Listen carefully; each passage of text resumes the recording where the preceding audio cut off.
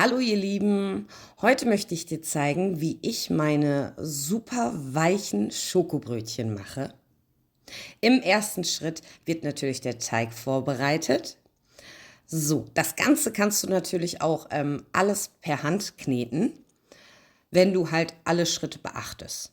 Am Anfang kommen alle flüssigen Zutaten in die Knetmaschine plus die Hefe. Und am Anfang musst du dafür sorgen, dass sich die Hefe komplett in der Flüssigkeit aufgelöst hat. Dann kommt anschließend das Mehl hinzu. Das Ganze wird dann nochmal ganz kurz durchgeknetet. Und dann kommt Salz hinzu. Und am Ende kommt dann die Butter. So immer stückchenweise hinzu. Das Ganze wird dann auch so ungefähr 10 Minuten geknetet. Das Ei kommt ganz am Anfang mit in die flüssigen Zutaten. Ich habe es vergessen, deswegen kam es bei mir am Ende rein. Aber das ist nicht so schlimm. Also falls dir das passiert, ist es okay. So sieht der Teig dann ungefähr nach 10 Minuten aus. Er ist immer noch sehr, sehr klebrig. So sieht der Teig aus. So, und jetzt ein ganz wichtiger Schritt. Die Hände müssen feucht gemacht werden und der Teig muss gedehnt und gefalten werden.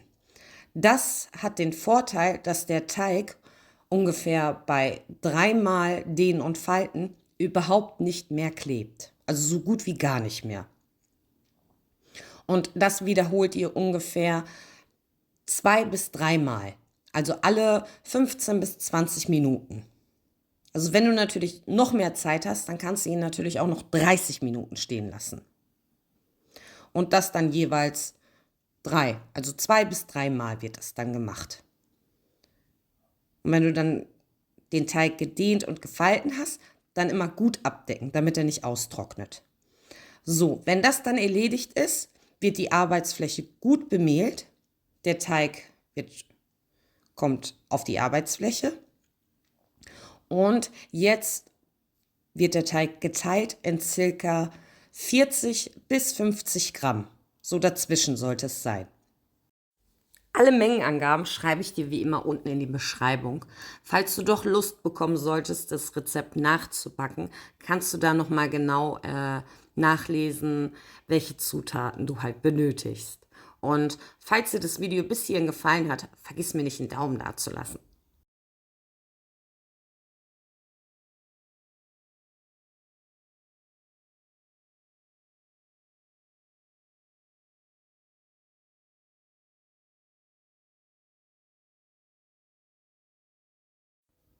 So, es kommen ungefähr 15 Teigstücke raus. Und wenn das dann erledigt ist, wirkst du die Teiglinge rund. So wie ich das jetzt gerade mache. Es ist mega einfach. Also beim ersten, zweiten, dritten Mal geht das schon alles, funktioniert das von alleine.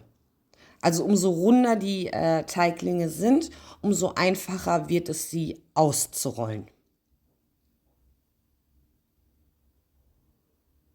Deswegen auch immer so 3, 4 Beispiele, damit du das dann besser siehst. Wenn das dann erledigt ist, brauchst du Schokodrops, die natürlich backfest sind. Und die Arbeitsfläche wird dann gut bemehlt. Bei dem Teig ist es wirklich sehr, sehr wichtig, also nicht zu viel und nicht zu wenig Mehl zu nehmen, weil man das Ganze sonst nicht so einfach ausrollen kann. Und natürlich ein bisschen Kraft. Und der Teigling wird dann ungefähr so ausgerollt, wie ich das jetzt gerade mache. Und du brauchst einen Pizzaschneider. Natürlich, wenn du keinen Pizzaschneider zu Hause hast, kannst du es natürlich auch mit einem Messer machen. So, das Ganze wird dann mit Wasser bepinselt, mit Wasser, damit auch alles viel, viel besser haftet. Und dann kommt der Pizzaschneider in Einsatz. Es wird dann so eingeschnitten. Dann verteilst du die Schokodrops auf dem Teig. Also da kann auch ordentlich was drauf. Das macht überhaupt nichts aus. Und das Ganze wird dann einfach eingerollt.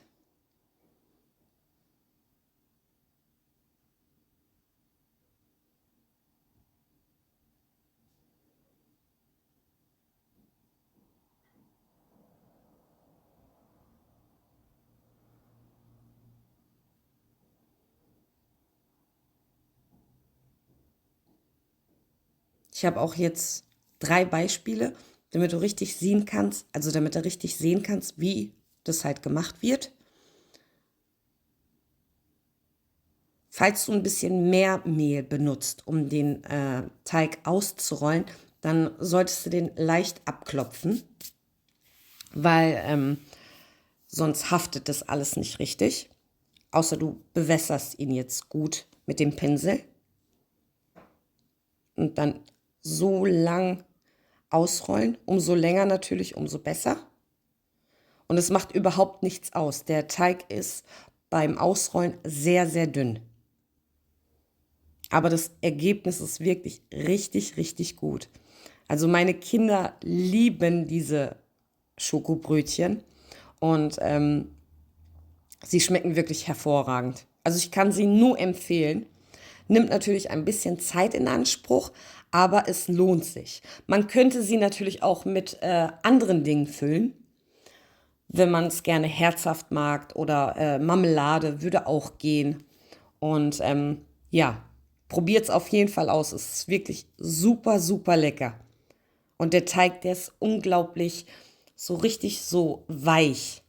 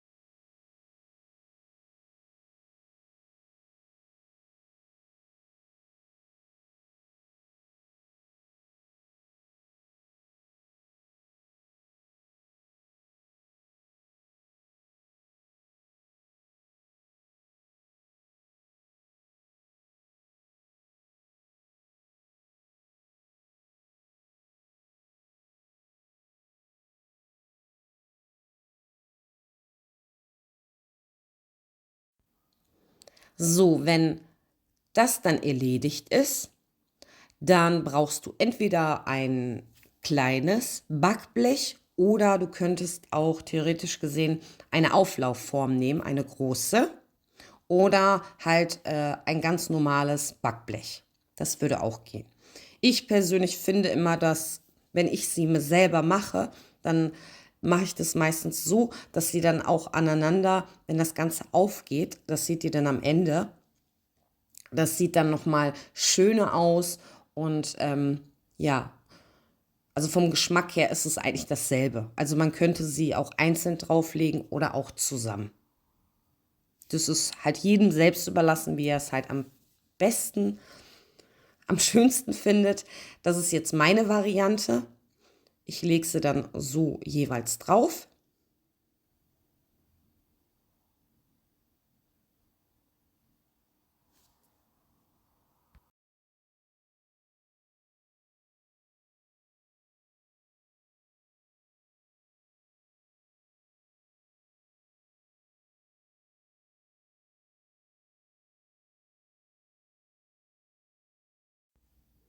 So, wenn dann alle noch nicht gebackenen Schokobrötchen auf dem Backblech verteilt sind,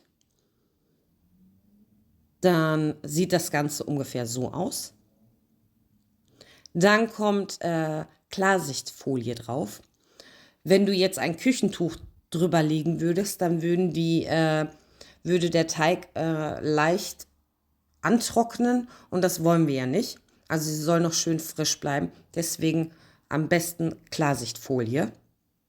Und das Ganze ist jetzt ungefähr 1 Stunde, 1,5 Stunden hat es gedauert, bis sie komplett aufgegangen sind. Manchmal dauert es auch 2 Stunden. So sieht das Ganze aus. Am Ende brauchst du ein Eigelb und ganz wenig Milch, damit sie gleich im Backofen eine richtig schöne Farbe noch bekommen. Und dann wird das Ganze nochmal schön bestrichen damit.